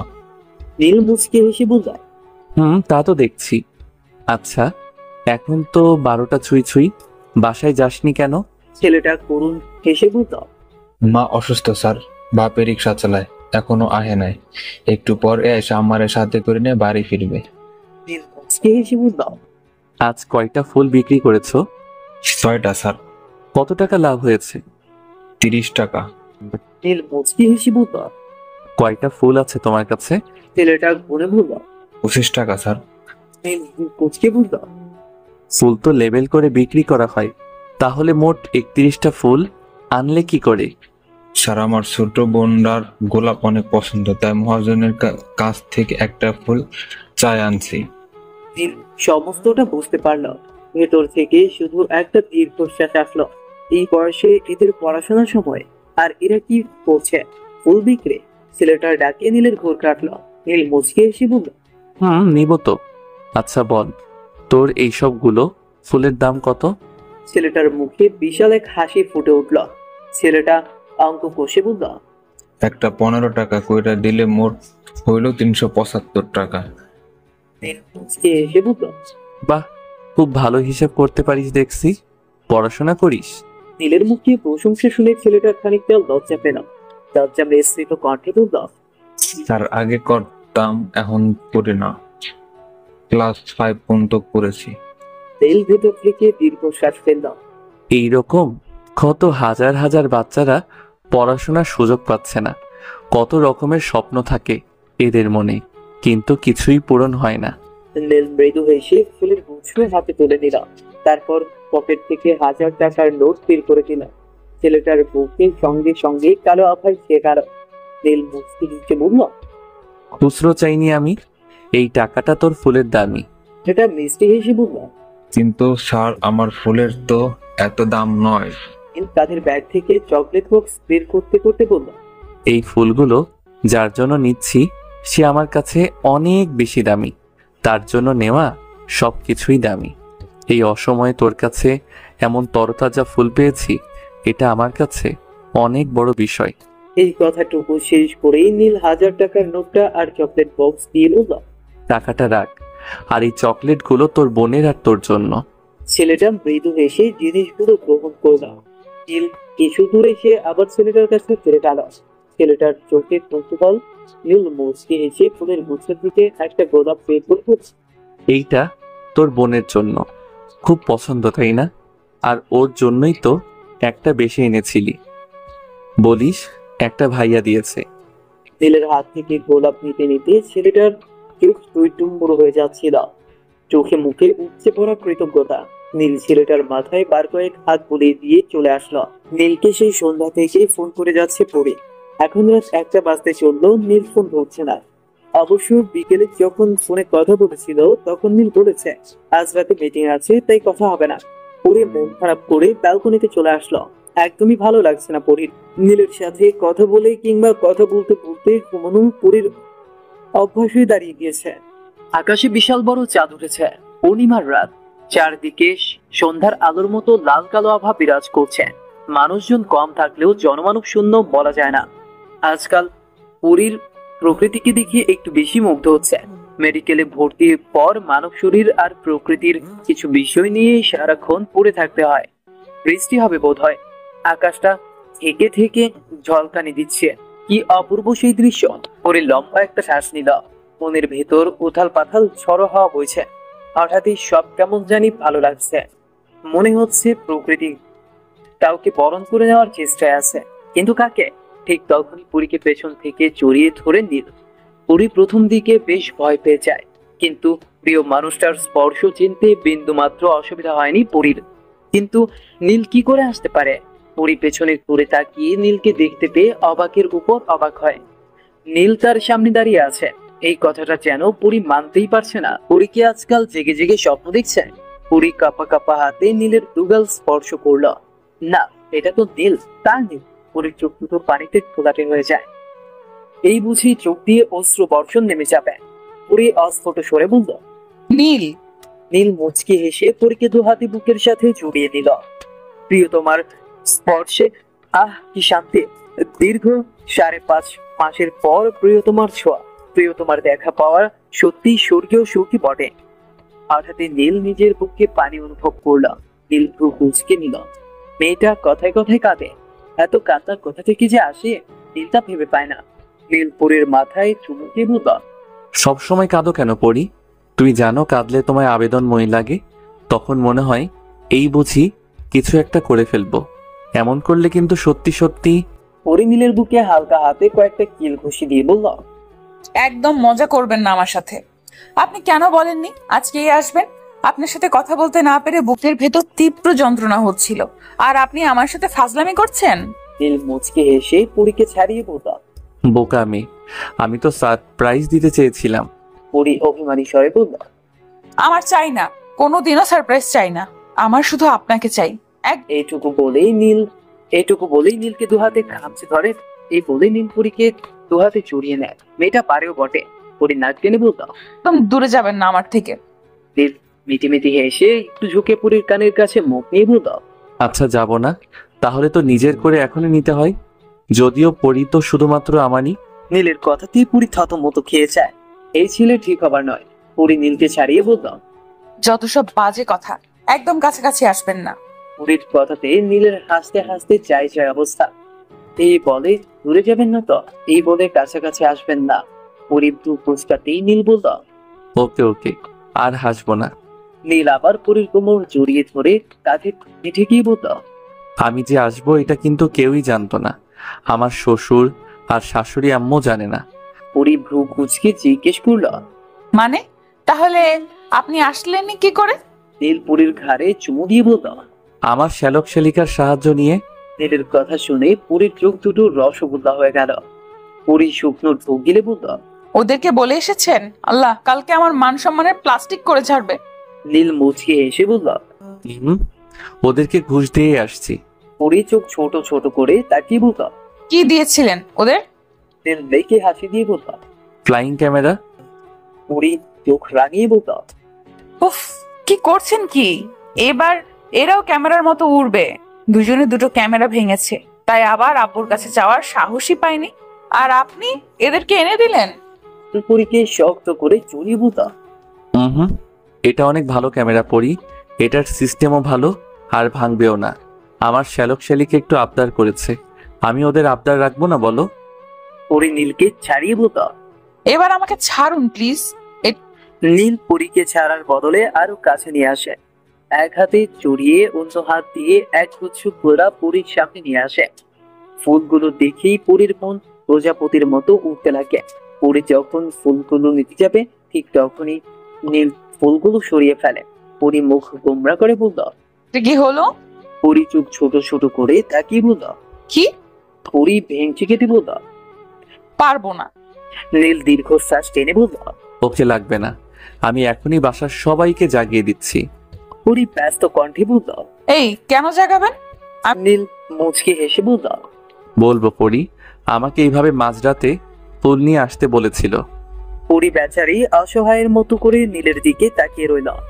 নীল ভাবলেশহীন ভাবে বলল, তোমার কাছে অপশন তো আছেই, নয় হামি দাও, আর না হয় আমি সবাইকে। পুরী কাচুমাচু হয়ে বলল। মিরাজ মুচকি হেসে খানিকটা চুকে নিল। পুরী ধীরে ধীরে ঠোঁট এগিয়ে এনে নীলের গালে ছুঁয়ে দেয়। নীল পুরীর দিকে তাকাতেই পুরী সঙ্গে সঙ্গে চোখ খিচে বন্ধ করে দেয়। আর নীল পুরীকে জড়িয়ে নিজের বুকের সাথে মিশিয়ে নেয়। চারদিকে শুনশান নীরবতা। হঠাৎই ভোরের পাখিরা কিচির মিচির করে উঠল। কালো আধারকে ছাড়িয়ে উদয় হলো এক নতুন ভোরে। স্নিগ্ধ এক ভোর, প্রাণোচ্ছল পরিবেশ। নীল চোখ মেরে তাকিয়ে দেখতো পুরী তার পাশে দেয়ালে পিঠ থেকে আধশোয়া হয়ে ঘুমিয়ে আছে। নীল মুচকি হেসে পুরীকে মুগ্ধ নয়নে অপরূপ দৃষ্টিতে দেখে নিল। কি স্নিগ্ধ এই মুখ! কোনো প্রসাধনী ছাড়া ঝরঝরে চেহারাতে কাউকে এতটা মায়াবী লাগতে পারে তা নীলের জানা ছিল না। কয়েকটা অবাধ্য চুল পুরীর কপালে লেপটে আছে। চোখের পাপড়িগুলো স্থির। ঠোঁটের কোণে লেগে থাকা মোহনীয় হাসে একদম বিচ্ছেদের মতো লাগছে পরীকে। বাচ্চাদের মতো গুটি সুটি মেরে আসে। অবশ্য পরীর বিয়ে হলেও পিচ্ছি বটে, 18 শেষ করলো সবে। নীল আনমনে হেসে উঠলাম, নিজের থেকে 7.5 বছরের পিচ্ছি একটা মেয়ে নাকি ওর বউ। ক্লাস 7 পড়ুয়া এক পিচ্ছি মেয়ের প্রেমে পড়েছিল নীল। ভাবতেই কেমন গা শিউরে ওঠে। নীল ঘুম ঘুম চোখ ছাপিয়ে উঠে দাঁড়ায়। আনমোড়া ভেঙে ওয়াশরুমের দিকে পা বাড়াতেই মনে করে যেন ফিরে আসে। পুরীর মায়াবী স্নিগ্ধ মুখটার দিকে কিছুক্ষণ চেয়ে থেকে আলতো হেসে চুপ করে কপালে ঠোঁট ছুঁয়ে দেয়। মেয়েটা বিশ্ব সুন্দরী নয়, লাখে একটা সুন্দরী এমনও নয়, তবে পুরীর মুখে যে মায়া আছে তা বিশ্ব সুন্দরীদের হারাতেও সক্ষম। নীল ভয়ঙ্কর প্রেমে পড়েছে। এই ভয়ানক অনুভূতির কোনো সীমা নেই, নেই কোনো বাধ্যবাধকতা। এক সুন্দর অনুভূতি আর হালাল সম্পর্কে আবদ্ধ তারা, তবুও এক পূর্ণ পবিত্রতার অপেক্ষা করছে দুটি ছটফটে হৃদয়। মৃদু হেসে ওয়াশরুমের দিকে পা বাড়ায়। লাল নীল রঙা আলোতে ঝলমলে পরিবেশ, সবাই বেশ কৌতূহল নিয়ে একটা বিশাল হল রুমে দাঁড়িয়ে আছে। চারদিকে মানুষের টুইটুম্বু, এক সুন্দর পরিবেশ বিরাজ করছে। সবাই যে যার মতো পাথোয়ারা হয়ে আছে। সবার চোখে মুখে অন্যরকম অনুভূতি জেগে বসেছে। কেউ জানে না এখানে কেন এসেছে। হাজারো কৌতূহল মনের মাঝে উঁকি ঝুঁকি দিচ্ছে। নীলের অপেক্ষা করতে করতে সবাই চরম বিরক্ত। হঠাৎই সমস্ত আলো নিভে গেল। সবাই খানিকটা চমকে গেলেও পরক্ষণেই এক চিন্তায় হাসি এসে সবাইকে রাখিয়ে দিল। রঙিন আলোর ঝলকানিতে নীলকে এক রাজপুত্রই লাগছে। লাল রঙা ব্লেজারের সাথে সাদা শার্ট, একই রকম ভয়ঙ্কর সুন্দর লাগছে নীলকে। মনে হচ্ছে এই লাল রংটা শুধুমাত্র নীলের জন্যই তৈরি হয়েছে। পরি এক ধ্যানে নীলের দিকে তাকিয়ে রইল, যেন চোখ জোড়া নীলের মাঝেই নিবন্ধ হয়ে গেছে। মনে বয়ে চলেছে প্রেমের জোয়ার। পরি ভাষাহীন হয়ে তাকিয়ে আছে, চোখে তার খুশির ঝলকানি। পুরীর ভাবনার সুতো কাটে বাজি ফোটার আওয়াজে। রঙিন বাজির আওয়াজের সাথে বড় বড় অক্ষরে ভেসে আসে, welcome to home Ahmed family. সবাই অবাক হয়ে নীলের দিকে তাকায়। সবার চোখে চোখে উপচে পড়া কৌতূহল। নীল মৃদু হেসে সবাইকে জানায় এটা নীলের বাড়ি। সবাই বেশ অবাক হয়, কিন্তু পুরীর মাথা ঘুরে ওঠে যখন শুনে এটাই সেই গুলশানের কম্পার্টমেন্ট, যা দেখে পুরী মুগ্ধ হয়েছিল। নীল তখন বলেনি কেন? নীল হেসে পুরীর কানের কাছে মুখ নিয়ে বলল, সারপ্রাইজ মিসেস নীল। পুরীর চোখ দুটো রসগোল্লার আকার ধারণ করেছে। পুরী মৃদু স্বরে বলল, পেছন দিক দিয়ে এসেছি বলে বুঝতেই পারিনি। আপনি আজকাল চমকের উপর চমক দিয়ে যাচ্ছেন। কি ভয়ঙ্কর আপনি। নীল মুচকে হেসে বলল, আর এই ভয়ঙ্কর মানুষটার গভীর প্রেমে পড়েছো তুমি, আর আমি মাতোয়ারা হয়ে বারংবার হারিয়ে যেতে চাই তোমার প্রেমে। নীলের কথাতে পুরী সামান্য লজ্জা পায়। নীল মৃদু হেসে বলল, 17 আর 18 তলায় আমাদের জন্য ঘর করেছি, তোমার স্বপ্নের মতো করে, যেমনটা তুমি পোস্ট দিতে। নীলের কথা দিয়ে পুরীর চোখ দুটো উজ্জ্বল হয়ে ওঠে। এই মানুষটা পুরীর প্রতিটা ইচ্ছেকে কতটা গুরুত্ব দিয়েছে। এই মানুষটির চোখে লেগে থাকা স্নিগ্ধ মায়া। পুরীর ইচ্ছে হচ্ছে নীলকে জড়িয়ে পড়তে। আমার এসব কিচ্ছু চাই না নীল, আমি শুধু আপনাকে চাই। পুরী নীলের চোখের দিকে এক পলক তাকিয়ে চোখ ফিরিয়ে দেয়। নীলের চোখ যেন হাসছে। কি অপরূপ সেই দৃশ্য। পুরীর ভাবনার মাঝে নীল বলল, কি ভাবো এত? পুরী মুচকে হেসে বলল, এত বড় বাড়ি দিয়ে কি হবে?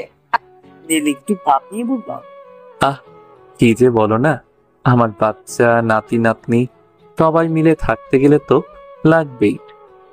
নীলের কথাতে পুরী সামান্য লজ্জা পেল। পুরী মাথা নিচু করে বলল, আপনি চুপ করুন তো।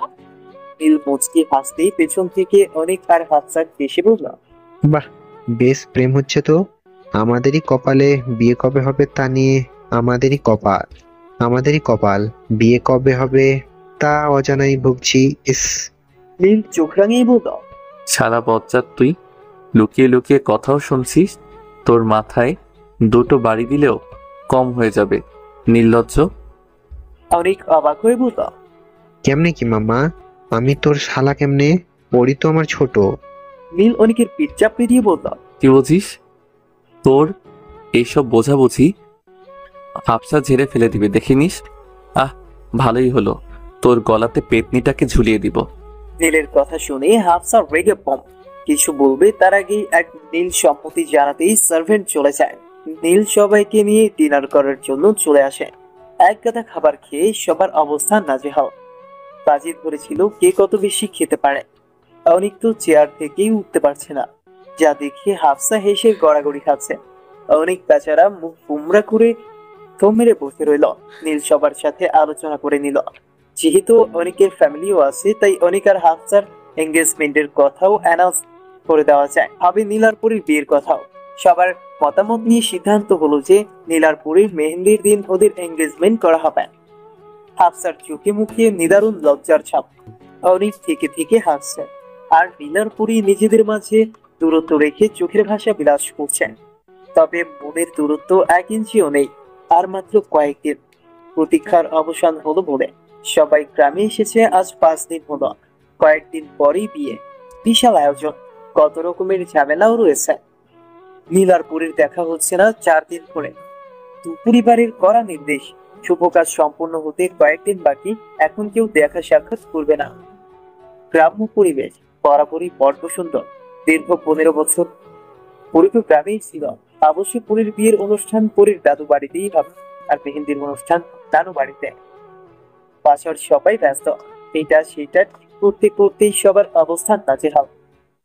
বিকেলে নাস্তা বানিয়ে ট্রে হাতে আসছিল পুরী। নানার হাতে বিয়ের কার্ড দেখে ট্রেটা টেবিলে রেখে ড্রয়িং রুমে চলে আসলো।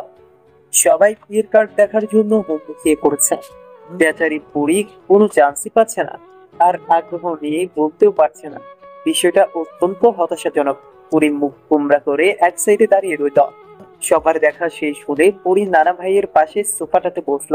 পুরীর নানা ভাই মুচকি হেসে পুরীর মাথায় হাত বুলিয়ে দিলেন। তারপর কার্ডগুলো পুরীর হাতে দিয়ে চলে গেলেন। 4-5টা স্যাম্পল হিসেবে এনেছেন উনি। কিছুক্ষণ পর এক গাদা কার্ড চলে আসবে। পুরী আশেপাশে তাকিয়ে দেখে নিলেও কেউ আছে নাকি। বাড়ি ভর্তি মেহমানের সমাগম। পুরী মুখ খুলে নিজের বিয়ের কার্ডও দেখতে পারবে না। পুরী একটা কার্ড নিয়ে বাইরে চলে আসলো। পুরীর নানা বাড়ির পেছনে ছোট্ট একটা বাগান, আর তারপরেই নদী। পুরী ওড়না দিয়ে কার্ডটা আড়াল করে নদীর পাড়ে চলে আসলো। নদীর পাড়েও মানুষের সমাগম। পুরী আহত মনে চলে আসলো। অবশেষে উপায়ন্তর না পেয়ে পুরী বাগানের এক কোণে চলে আসলো। নদীর ঠান্ডা হাওয়া পুরীকে মাতাল করে যাচ্ছে। পুরীর মুখের কোণে লেগে আছে স্নিগ্ধ হাসি। লজ্জা মাথা এক অনুভূতি কাজ করছে। পুরীর গাল দুটো রাঙা হচ্ছে বারংবার। কাপা হাতে লাল রঙা কার্ডটা খাম থেকে খুলল পুরী। মুহূর্তেই পুরীর গাল দুটো রক্তরাঙা আকার ধারণ করলো।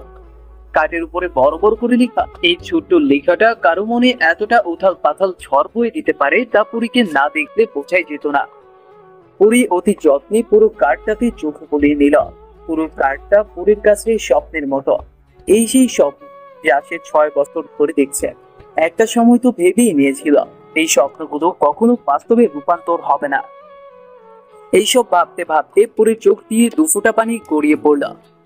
দেখো আপু, তোমার মতো আমি ছেলে পটাই না, আর নীলকে আমি ভালোবাসি। কখনো বলিও নি, কিন্তু নীল বুঝে নিয়েছে। এটাই ভালোবাসা। আরে ছাড় তোর কথা, সব সময় পকপক করে। এখন বল, নীলের সাথে কেমন কাটলো দাম্পত্য জীবন?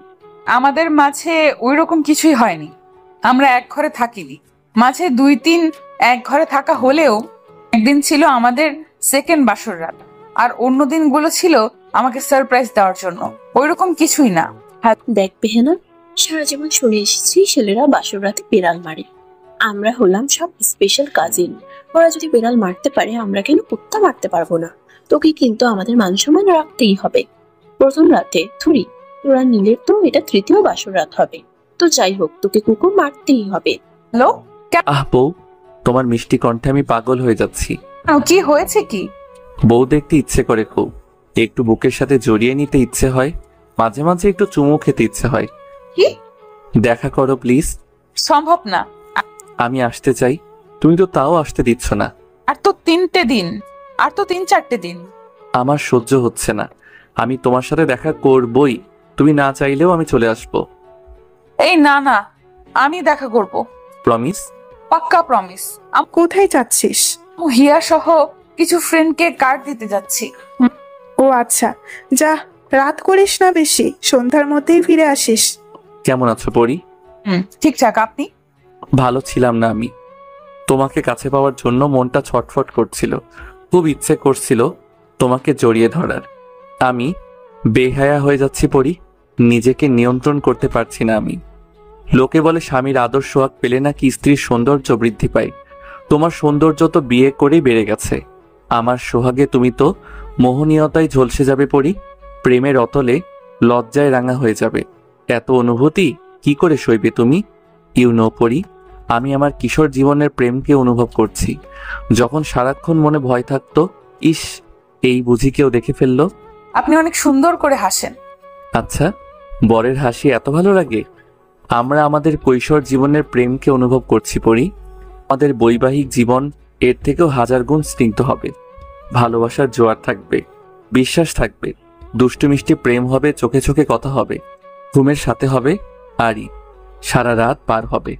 প্রেম সাগরের বুকে দিব পারি, শেষ রাতে ঘুম ভাঙবে পাখির কুজনে।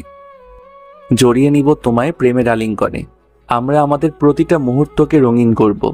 প্রতিটা পদক্ষেপে মনে হবে স্নিগ্ধতা বাড়ছে। আমাদের ভালোবাসা কখনোই কমবে না পরি, কখনোই না। আপনি কবিকে হার মানাবেন নীল। মুগ্ধ আমি আপনার বিচরণে স্নিগ্ধ হতে চাই। সর্বাঙ্গে শুধু থাকবে আপনার ভালোবাসা। আমি তো হারাতে চাই নীল, গভীর ভাবে হারাতে চাই আপনার মাঝে। এটাই আমাদের লুকিয়ে প্রেমের শেষ দিন।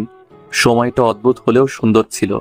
বউয়ের সাথে লুকিয়ে প্রেম করতে পারে কয় শালাই? ভাগ্য লাগে, ভাগ্য আর লাগে মিষ্টি একটা বাচ্চা মেয়ের প্রেমে মাতোয়ারা হয়ে পড়া। তো ফিরোজা রঙা গাউন পরে আছে পরে, মুখে ব্রাইডাল প্রসাধনীর ছোঁয়া। একদম রাজকন্যার মতো দেখতে লাগছে পরীকে।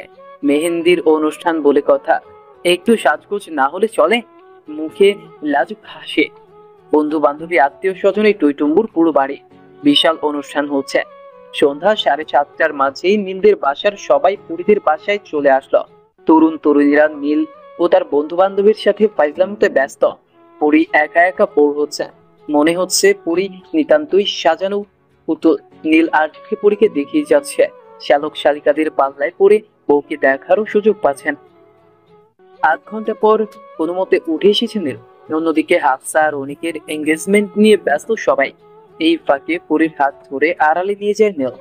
পুরী ব্যস্ত ভঙ্গিতে বলে, ঠিক করছেন কি? বাড়ি ভর্তি মানুষজন। নীল ঘোর লাগানো কণ্ঠে বলল।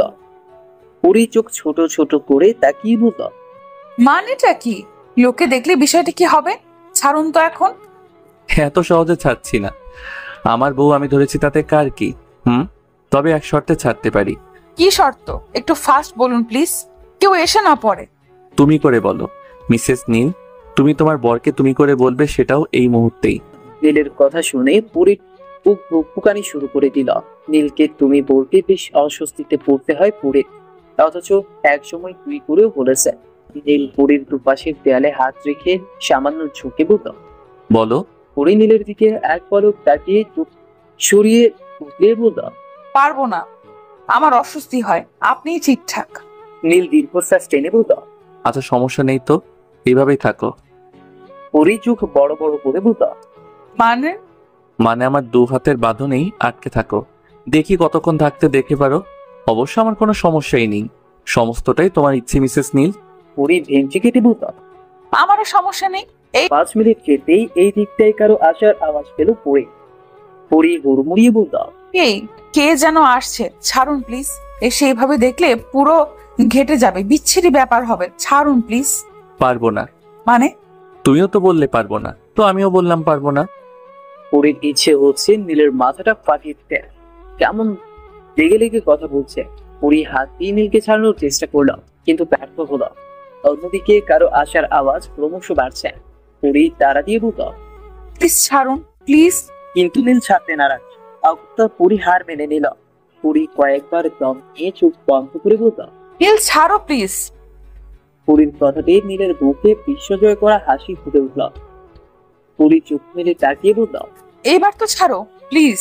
কেউ নীল ছাড়ার বদলে পুরীকে উল্টো আরো আঁকড়ে ধরল। পুরী নীলের দুহাত সরাতে সরাতে বলল, এসে পড়বে, আর আমি তো তোমার শর্ত মেনেছি। প্লিজ ছাড়ো না, প্লিজ নীল। নীল পুরীকে আর একটু কাছে টেনে বলল, আসবে না। পুরী ব্যগ্র হয়ে বলল, একটু আগেই তো কারো পায়ের শব্দ পাচ্ছিলাম। নীল মুচকে হেসে উঠল। পুরী জিজ্ঞাসক দৃষ্টিতে তাকাতেই নীল বাঁকা হাসল। নীলের এই হাসির মানেটা পুরী ঠিকঠাক উত্তর করতে পারল না। নীল চোখ নাচিয়ে পকেট থেকে ছোট্ট একটা রিমোট বের করে দেখালো। বাকিটা বুঝতে পুরীর অসুবিধা হলো না। নীল একটু দূরে ছোট্ট একটা রেকর্ডার রেখেছিল, যার থেকেই পায়ের আওয়াজ আসছিল। পুরীর ইচ্ছে হলো নিজের গালে নিজেই ঠাস ঠাস করে চর বসিয়ে দিতে। পুরী এত ভীতু কেন? কেউ আসলে পুরী একাই লজ্জা পেত? নীলও তো পেত।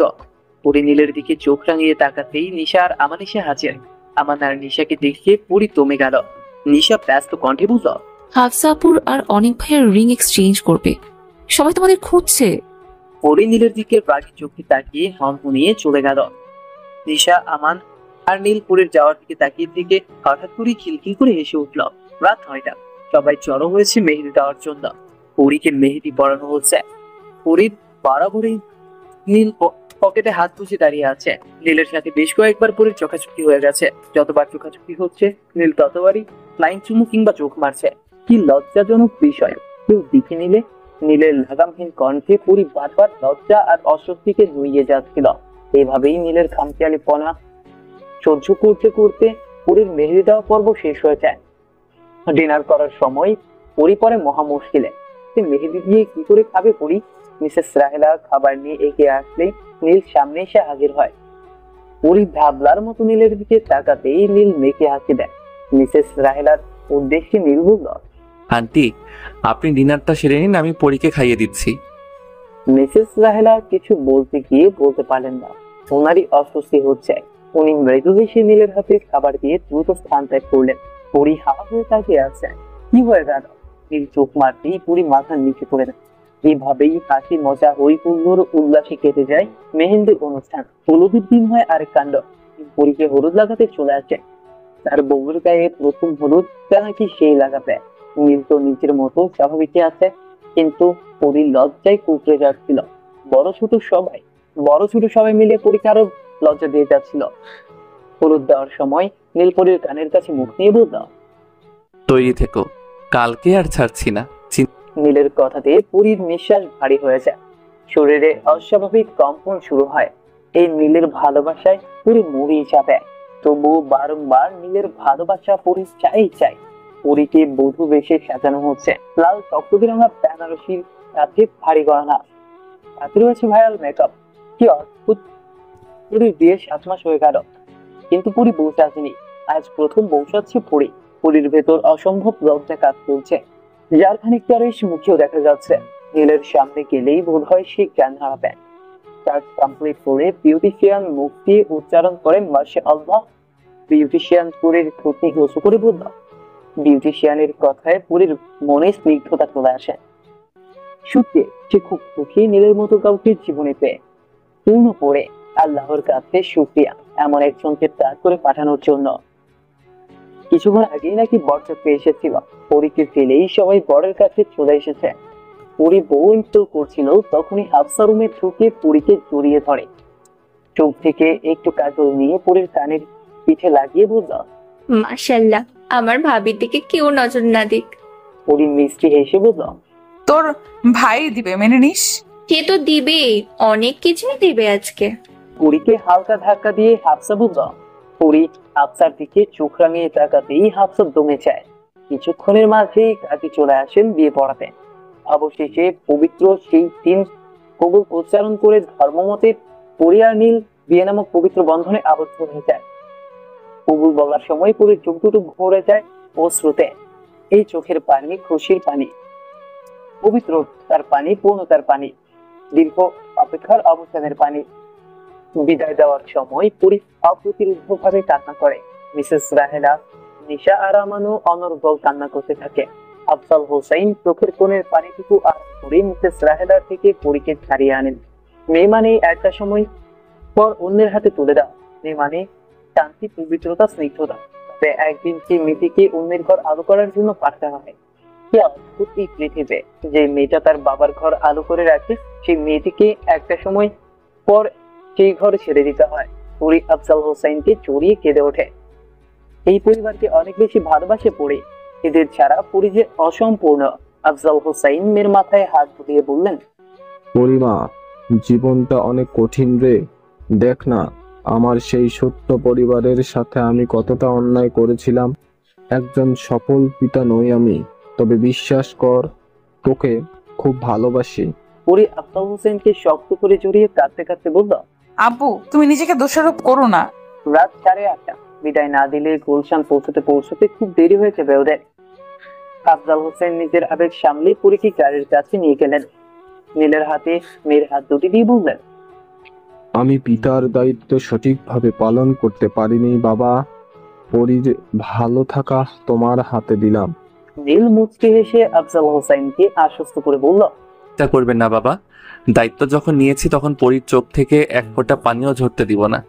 অপরাধী তো আমিও ছিলাম, তবে স্বামী হিসেবে কোনো অভিযোগের সুযোগ দিব না। নীলের কথাতে আফজাল হোসেন স্বস্তির হাসি হাসলেন। তিনি জানেন নীল নামের ছেলেটির কাছে তার মেয়ে সব থেকে বেশি ভালো থাকবে, সব থেকে নিরাপদে থাকবে। পুরীকে গাড়িতে বসিয়ে দিয়ে সবাই বিদায় জানালো। সবার চোখে কোণে পানি চিকচিক করছে। এই বিদায় প্রতিটি মেয়েকেই স্পর্শ করবে। প্রতিটি মেয়ে তার বাবার রাজকন্যা থেকে অন্যের ঘরের রানী হতে যাবে। কারো জীবনে রানী নামক স্থান আসবে, তো কারো জীবনে সেই সৌভাগ্য আসবে না। বাবার ঘর থেকে যেতেই হবে। পুরী অঝরে কেঁদেই যাচ্ছে। নীলপুরীর হাতটা নিজের হাতের সাথে মিশিয়ে বলল, কেঁদো না পড়ি, আমার কষ্ট হয়।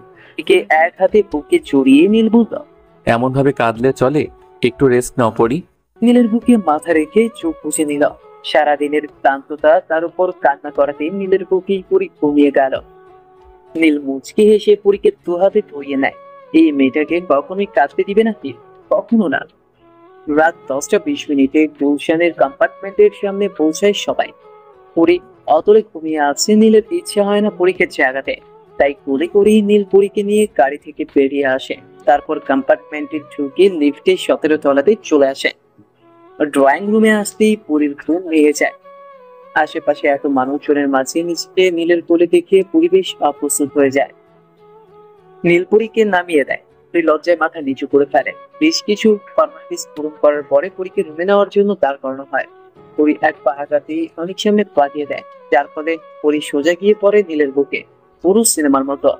আর সেই রোমাঞ্চকর মুহূর্তর সুন্দর একটি ফটো তুলে নেয় ক্যামেরাম্যান। সমস্তটাই অনেক যে প্ল্যান করে করিয়েছে তা বুঝতে কারোই অসুবিধা হলো না। তো মানুষজনের সামনে পরীর ইচ্ছে হচ্ছিল লজ্জায় মাটির সাথে মিশে যেতে। নীলের দিকে তাকাতেই নীল বলল, অনেককে দেখাচ্ছি মজা। নীল তেরে অনেকের কাছে যায়, আর অনেকে চোখ লাগায়। করিডোরে এসে অনেক থেমে যায়। অনেক হাঁপাতে হাঁপাতে বলল, দেখ ভাই, কিল ঘুষি মারিস না। অনেকের সামনে এসে অনেককে চমকে দিয়ে বলল, দূর শালা মারুম কেন, তোরে তো চুম্মা দিতে মন চাইতেছে, প্রথমে একটা কাজের কাজ করছস। অনেক তবধা খেয়ে যায়। নীল কি বলছে কে? অনেক মুখ কুচকে বলল, তাহলে আমার পেছনে এভাবে ছুটছিলি কেন? চুম্মা দিতে। নয় হ্যাঁ। পর দুজনেই অট্ট হাসিতে ফেটে পড়ে। রাত প্রায় 12টা। পরীকে পাশের ঘরে বসানো হলো। পরীর এখন এক অন্যরকম অনুভূতি হচ্ছে। বারবার নার্ভাস হয়ে যাচ্ছে, মন কোথাও কোথাও করছে, দম নিতেও কষ্ট হচ্ছে। মনে হচ্ছে শ্বাসরোধে এখনই মারা যাবে। নীল বন্ধুদের সাথে ছাদে আড্ডা দিচ্ছিল। 12:30 বেজে যাওয়ার পেয়ে সবাই নীলকে ঘরে পাঠিয়ে দিল। দরজা খোলার আওয়াজে পরী জড়সড় হয়ে বসল। বুকের ভেতর কেমন ধিম ধিম করছে। রঙিন আলোর সাথে কাঁচা ফুলের এক অদ্ভুত মোহনীয়তা কাজ করছে। নীল দরজা লক করে ধীর পায়ে বেডের দিকে আসতে থাকে। নীল যত এগোচ্ছে পরীর বুক ফুকানি তত বেড়ে চলেছে। নীল পরীর পাশে এসে বসতেই পরীর শ্বাস আটকে যাচ্ছিল। বেশ কিছুক্ষণ নীরবতা বিরাজ করল। নীরবতা ভেঙে নীল বলল, পরি সারাদিন অনেক ধকল গেছে, ফ্রেশ হয়ে এসো। পরী মাথা জাগিয়ে উঠে দাঁড়ালো। বাথরুমের দিকে আগাতেই নীল বলল, পরি আমি যদি জুয়েলারি গুলো খুলে দিই কোনো সমস্যা হবে? পরী মাথা ঝাঁকালো। নীল মুচকে এসে পরীর হাত ধরে পিঠে বসিয়ে দিল। এর আগেও নীল পরীর অনেক কাছাকাছি ছিল, কিন্তু আজ এইটুকুতেই পরীর দম বন্ধ হয়ে আসছে। তেমন অদ্ভুত সব অনুভূতি হচ্ছে পরীর। নীল সযত্নে পরীর কান থেকে দুল খুলে দিল। গলার হাড় খোলার সময় নীলের হাত পরীর গলাতে স্পর্শ করতেই পরী কেঁপে উঠল। অদ্ভুত ভাবে অঙ্গ জুড়ে শিহরণ বয়ে গেল পরীর। নীল বুঝতে পেরে মুচকি হাসল। ধীরে ধীরে সমস্ত গহনা খুলে দিল। নীলের হাত যতবারই পরীকে স্পর্শ করছিল পরী ততবারই কেঁপে উঠছিল। নীল একটা শপিং ব্যাগ পরীর হাত দিয়ে বলল, ফ্রেশ হয়ে এসো। শপিং ব্যাগ নিয়ে ওয়াশরুমে চলে আসলো। প্রায় 25 মিনিট পর পরী ওয়াশরুম থেকে বের হলো। ওয়াশরুম থেকে বের হয়ে পরী কাচুমাচু হয়ে দাঁড়িয়ে রইল। দরজা খোলার আওয়াজ পেতে নীল পেছনে ঘুরে তাকালো। পরীর দিকে চোখ যেতেই নীলের পিঠে ভোর লেগে গেল। নেশার মতো লাগছে পরীকে। নীলের মনের অবাধ্য ইচ্ছেগুলো চড়াও হতে লাগল। নীলের লাগামহীন চোখের চাহনিতে পুরীর অস্বস্তি বোধ হচ্ছে। নীলের দেওয়া ব্যাগটাতেই ছিল স্কাই ব্লু রঙের স্লিপ শাড়ি। শাড়িটা সিল্কের হওয়াতে শরীরের বেশ কিছু অংশ ফুটে উঠেছে। পুরী বারবার শাড়ি ঠিক করতে লাগলো। নীলের অদ্ভুত চাহনি পুরীর মনের ভেতর ঝড় তুলে দিচ্ছে। শরীর অস্বাভাবিক ভাবে উত্তেজনায় কাঁপতে লাগলো। নীল ধীর পায়ে পুরীর দিকে এগিয়ে আসলো। পুরীর কাছে এসে নীল নিজেকে সংযত রাখতে পারল না। নীল পুরীর কোমর জড়িয়ে ধরে নিজের সাথে মিশিয়ে নিল। পুরীর হাত খোপা করা চুলগুলো খুলে দিতেই পেয়ে নেমে ছড়িয়ে পড়লো পুরো পিঠ জুড়ে। নীলের চোখে অসম্ভব পুরীকে পাওয়ার নেশা। পুরীকে পেছনে ঘুরিয়ে নিল নীল। পুরীর চুলগুলো সাইড করে পুরীর অর্ধ উন্মুক্ত পিঠে উষ্ণ ঠোঁট ছুঁয়ে দিল। সঙ্গে সঙ্গে পুরীর শরীর অসাড় হয়ে গেল। নীলের ঠোঁটের উষ্ণতা পেয়ে পুরীর চোখ দুটো বন্ধ হয়ে গেল। পুরী পেছনে দিয়ে নীলের পাঞ্জাবি খামচে ধরল। নীল ওথাল পাথাল হয়ে পুরীর গলাতে চুমু দিতে লাগলো। পুরীর মনে হচ্ছে পুরো শরীরে কেউ বিদ্যুৎ লাগিয়ে দিচ্ছে। নীল নিঃশব্দ চোখে পুরীকে দেখে যাচ্ছে। নিজের উপর নিয়ন্ত্রণ নেই নীলের। ওথাল পাথাল ভাবে পুরীকে স্পর্শ করে যাচ্ছে নীল। পুরীর কাঁধে থুতনি ঠেকিয়ে পুরীকে জড়িয়ে ধরল, যার ফলে নীলের হাত পুরীর পেটকে স্পর্শ করল। পুরী আবেশে চোখ বন্ধ করে নিল। নীলকে শক্ত হাতে জড়িয়ে ধরল। নীলের অবাধ্য হাত জোড়া বারবার পুরীর স্পর্শকাতর জায়গায় ছুঁয়ে যাচ্ছে, আর পুরী আবেশে চোখ খিচে বন্ধ করে রেখেছে। নীল ঘোর লাগানো কণ্ঠে পুরীকে বলল, পরি, তুমি কি আমাকে হারাতে রাজি? আমার ভালোবাসার স্বাদ গ্রহণ করতে রাজি? তোমাকে নিয়ে প্রেম সাগরের বুকে পাড়ি দিতে চাই আমি। দেবে কি আমি সেই সুযোগ? হারিয়ে যেতে চাই তোমার ভালোবাসায়। নীলের কথাতেই পুরীর হার্টবিট বেড়ে গেল। লজ্জায় পুরীর গাল রাঙা হয়ে গেল। নীল অধীর আগ্রহে সম্মতি পাওয়ার জন্য অপেক্ষা করছে। পুরী লজ্জায় চোখ বন্ধ করে নিল। নীলকে খামছে ধরে বলল, আমিও চাই। পুরীর সম্মতি পেয়ে নীলের মুখে হাসি ফুটে উঠল। আজ আর কোনো বাধা নেই। এই সম্পর্কে দুজনেই দুজনকে আপন করে পেতে যাচ্ছে। দুটি পিঠ তৃষ্ণা মন বারবার নিজেদের দাঁড়া দিয়ে যাচ্ছে। নীল পুরীর চুলের ভিতর এক হাত দিয়ে দিল, অন্য হাত দিয়ে পুরীকে জড়িয়ে পুরীর ঠোঁটে ঠোঁট বসিয়ে দিল। পুরী কেঁপে উঠে নীলকে সর্বশক্তি দিয়ে খামছে ধরল। দুজনেই ভালোবাসার স্বাদ নিতে থাকলো। পুরীকে কোলে করে পেটে শুয়ে দিল নীল। দুজনের ভালোবাসা যায় সম্পর্কে আবদ্ধ হতে লাগলো। প্রেম সমুদ্রে পাড়ি জমানো দুজনেই, যার সাক্ষী হয়ে রইল সুন্দর এই রাতের নক্ষত্ররা। চারদিকে ছেয়ে গেল মোহনীয় ভালোবাসার সুঘ্রাণ। সমাপ্ত। সবাই ভালো থাকুন।